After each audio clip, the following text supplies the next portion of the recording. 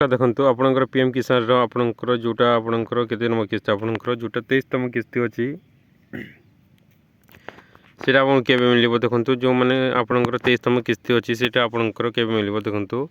तो 22तम किस्ती आपणकर 13 मार्च रे मिलिथिला जोटा आपणकर तापरे आपण जानिसंती कि 4 मास थरे आपणकर मिलिथाय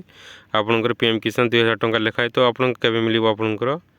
तो आपणकर जुलाई रे मिलिबार आपणकर लास्ट रे मिलिबो आपणकर जुलाई रो नले आपणकर अगस्त रे मिलिबो आपणकर जोटा आपणकर 23तम किस्ती 2000 टंका लेखाय तो आपणकर ए पर्यंत आपणकर कोनोसी नोटिफिकेशन आपणकर अपडेट किछि आसीनी आपणकर पीएम किसान पई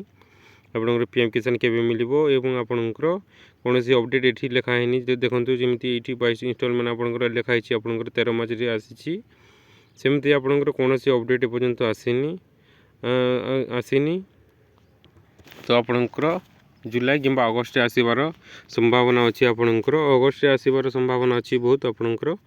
तो आपणकर अपडेट आसले मु आपनको जणैदेबी कि आपणकर केते तारिख रे आपणकर आसी जीवो पीएम किसान एवं देखंतु जो माने आपणकर एग्री स्टॉक रे फार्मर आईडी रजिस्टर करि नांती